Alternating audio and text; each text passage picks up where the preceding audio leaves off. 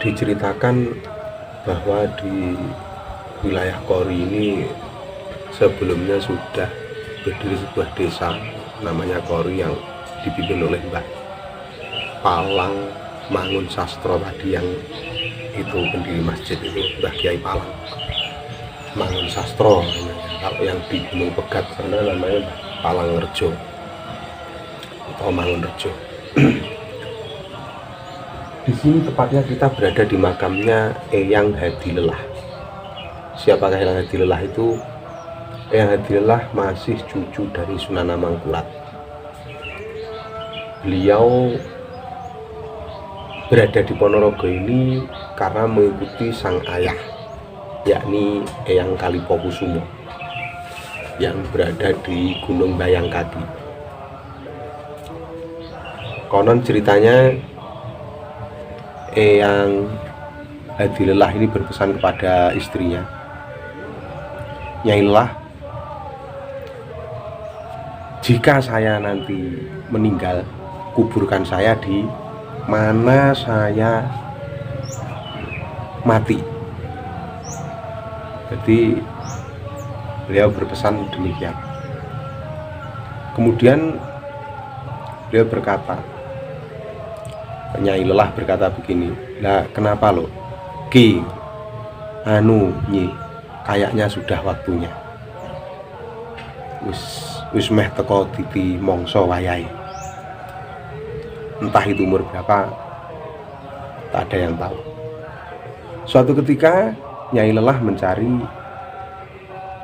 Kiai Hadilelah. Kiai Hadilelah ternyata sudah jatuh tersungkur meninggal dunia. Kemudian Nyai Lelah mencari bantuan. Beliau memanggil Eyang Hadi Dumeling. Ada yang menceritakan Eyang Hadi Dumeling itu adalah putranya. Tapi kalau saya menemukan di jilid 5 Babat Ponorogo, lupa saya halaman berapa, kalau nggak salah halaman 36 itu. Saya cuman nemu arsip gitu di Google, itu ternyata Hadi Dumeling itu adalah saudaranya. Kemudian yang Hadi Dumeling berlari mencari di mana layon atau jasad Mbah Hadilelah. Ternyata sampai tempat jatuh jasadnya yang Hadilelah meninggal itu, di situ sudah ditunggu oleh seekor harimau putih.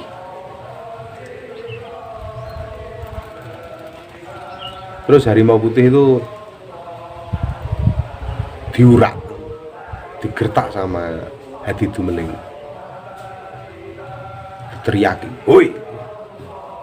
Ternyata harimau putih itu malah menggigit jasad Eyang Hadilelah dan dibawa lari. Akhirnya Eyang Hadi Dumeling sama Nyai Hadilelah mengambil sebilah bambu, dipotonglah bambu itu untuk menombak, yang diruncingkan bambunya itu untuk menombak harimau putih tadi.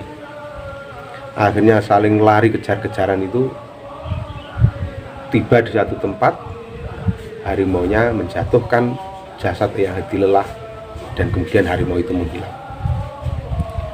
Akhirnya jasad beliau dikebumikan di tempat itu.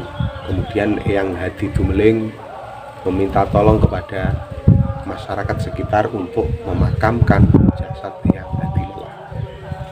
Kemudian bambu tadi ditancapkan sebagai nisan, sebagai patok, karena Nyai Hadilelah tidak mau berlarut-larut dalam kesedihan sepeninggalnya Hadilelah. Kemudian kira-kira 7 hari atau 40 hari kemudiannya itu ternyata bambu itu rimbun. Makanya daerah ini diberi nama Kori, karena ditumbuhi oleh bambu ori. Tapi sebenarnya di sebelah sana ada situs Watu Lawang atau istilah Kori. Sebenarnya Kori itu ada yang mengatakan bahwa Kori itu adalah lawang. Kemungkinan lawang di situ adalah lawangan atau pintu gerbang lah, gerbang masuk gitu. Akhirnya Yang Hadilelah berada di dimakamkan di desa Kori. Dan yang Hadilelah sangat dimungkinkan bahwa yang Hadilelah adalah leluhur orang-orang di wilayah Kori ini, karena dulunya Kori masih sebuah dukuh. Karena Mbah Palang Mangun Sastro itu membawai 4 padukuhan: Kori, Nindeng, Ketro, sama Bondrang. Sekarang wilayah-wilayah itu sudah menjadi desa dan memiliki kepala desa sendiri-sendiri. Demikian cerita Eyang Hadilelah. Dan Eyang Hadilelah ini memiliki beberapa saudara. Kalau dalam catatan skrip apa itu naskah itu di Babat Ponorogo itu, Hadilelah itu 5 bersaudara. Beliau adalah putra dari Eyang Kalipokusumo yang berada di Gunung Bayangkaki, yakni Eyang Hadilelah, Eyang Hadirso, Eyang Hadidumeling, terus ada lagi Eyang Surodongso. Mungkin Eyang Surodongso ini adalah Mbah Kenteng atau Eyang Hadironggo. Kemudian ada lagi yang bernama Eyang Setro Ikromo. Mungkin dari tembung Setro Ikromo, Kromo itu artinya mulia. Mungkin ini adalah Eyang Hadimulyo yang berada di Centong. Kemungkinan besar Centong itu masih berada di wilayahnya Kori, di wilayahnya Mbah Palang Mangun Sastro. Nah, kenapa?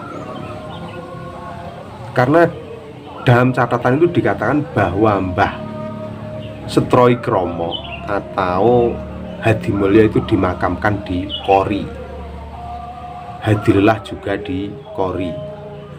Terus ini Eyang Surodongso ini di Mbahyangkaki. Terus Hadidumeling yang katanya dimakamkan di Tugurejo, ini ternyata ada makam Hadidumeling itu berada di daerah Temon kalau nggak salah, daerah Temon Sawu di Dukuh Krajan. Itu makam yang Hadidumeling atau Irodinolo nama lainnya. Terus kalau Hadirso ini berada di Tugu Melarak Ponorogo, di daerah Tugu Melarak. Ini masih kerabat saudara dari Eyang Hadilelah. Maka dari itu orang perempuan dari Kori ini boleh menikah dengan laki-laki dari Tugurejo Melarak, dari Tugu Melarak ya, bukan Tugurejo, dari Tugu Melarak. Tapi kalau perempuan dari Tugu Melarak menikah ke Kori tidak diperbolehkan, karena kalau nggak salah Eyang Hadilelah ini adik dari Mbah Hadirso.